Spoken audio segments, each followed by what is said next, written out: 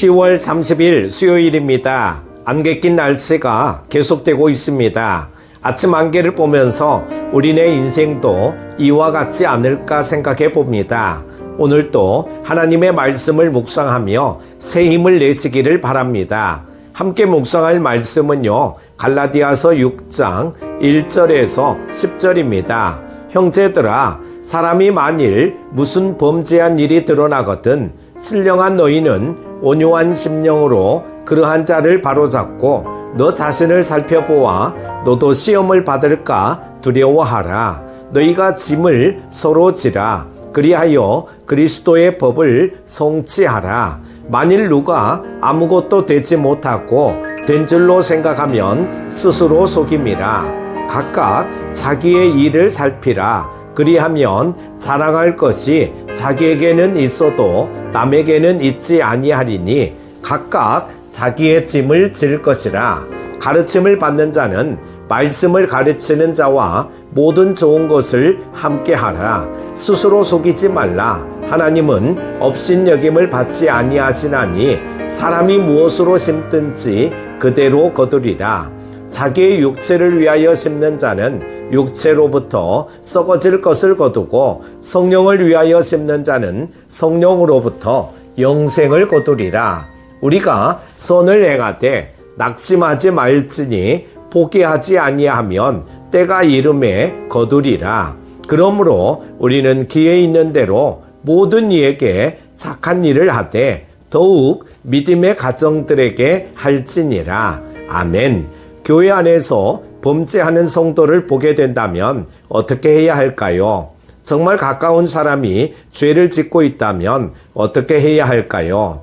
좋게 보고 넘어가 줘야 할까요? 아니면 잘못을 즉시 지적해 주어야 할까요? 같은 성도들끼리 정말 해결하기 어려운 문제입니다. 갈라디아 교회 안에는 율법주의자들의 주장대로 할례와 모세의 율법을 지켜야만 구원을 얻는다고 생각하는 성도들과 바울이 전한 대로 믿음으로 구원을 얻는다고 믿는 성도들이 신앙적인 대립을 하고 있었습니다. 그래서 바울은 교회 안에 이러한 대립된 관계를 해소하고 성령께서 다스리시는 교회, 성령 안에서는 삶을 살아가기 위하여 어떻게 해야 하는지 구체적으로 가르쳐주고 있습니다. 특히 잘못된 교리로 범죄하는 성도들에 대하여 어떻게 해야 하는지 크게 세 가지의 자세로 품으라고 말하고 있습니다. 첫 번째는 바로 잡아주라는 것입니다. 바울은 범죄한 성도를 가장 먼저 온유한 심령으로 바로 잡으라고 말하고 있습니다. 1절을 보겠습니다. 사람이 만일 무슨 범죄한 일이 드러나거든 신령한 너희는 온유한 심령으로 그러한 자를 바로잡고 너 자신을 살펴보아 너도 시험을 받을까 두려워하라. 아멘. 범죄한 성도는 공동체의 거룩함을 유지하기 위하여 반드시 바로잡아야 합니다. 바로잡는다는 말은 일부분을 바꾸거나 찢어지거나 깨진 것을 함께 이어서 회복한다라고 하는 의미를 가지고 있습니다. 비록 흉터는 남겠지만 그래도 연결하고 붙여서 다시 회복시키는 것을 말합니다. 아픔이 있고 상처가 있지만 참 복음으로 돌이키고 회복해야만 교회를 하나로 세워갈 수 있습니다.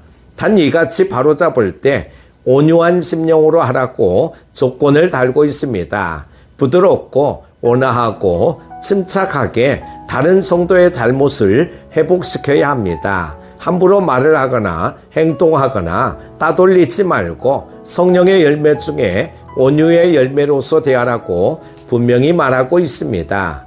두 번째는 짐을 서로 지라는 것입니다. 온유한 심령으로 잘못된 부분을 바로잡아 회복시키고 서로의 무거운 짐은 함께 지라고 바울은 권면합니다. 2절입니다.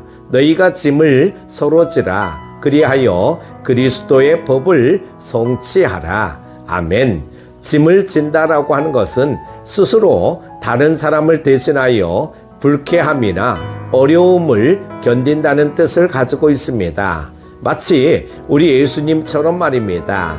우리 주님은 스스로 우리 인간들의 죄와 십자가를 대신 지셨습니다. 불쾌할 뿐만 아니라 무겁고 아프고 고통스러우며 어려운 죄의 십자가를 대신 지시고 죽으셨습니다. 그리고 우리를 살리셨습니다. 우리 역시 사랑으로 서로의 불쾌하고 지기 힘든 짐을 대신 져줄 때 그리스도의 법, 사랑의 법이 성취됩니다.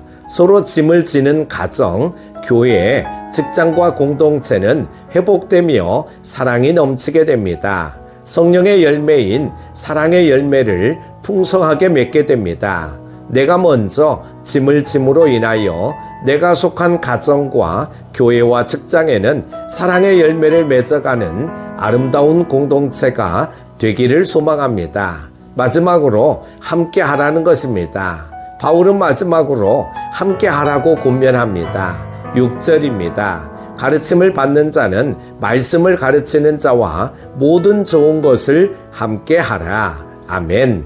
바울은 자신에게 풍성한 것을 혼자만 가지고 누리지 말고 필요한 이들과 함께 하라고 말합니다. 대가를 바라지 않고 자신의 것을 주거나 받는 것, 공유하는 것이 바로 함께 하는 것입니다. 우리 주님께서 대가를 바라지 않고 우리를 위해 자신의 생명을 주신 것처럼 우리도 서로를 위하여 내가 가진 것을 나누고 베풀 때 희락의 열매를 맺어갈 수 있습니다. 받을 때도 기쁘지만 줄 때 더 큰 기쁨이 있는 것처럼 내가 나누고 베풀 때 내 삶에는 하늘에서 주시는 큰 희락의 열매가 맺혀질 것입니다. 좋은 것을 함께하고 나누고 베푸는 성령의 희락의 열매를 맺어가는 우리의 삶이 되시기를 바랍니다. 앞에서 바울은 성령의 9가지 열매를 언급한 이후 6장에 와서 성령의 열매를 구체적으로 맺어갈 수 있는 상황을 설명하고 교훈합니다. 온유의 열매로 잘못을 바로잡아주고 사랑의 열매로 서로 짐을 져주며 희락의 열매를 맺기 위해 함께하며 나누는 삶은 성령의 열매를 맺어가는 행복한 삶이 됩니다. 사랑하는 큐티 가족 여러분, 오늘 우리의 삶이 성령님과 동행하며 아름다운 성령의 열매를 맺어가는 복된 삶이 되시기를 소망합니다.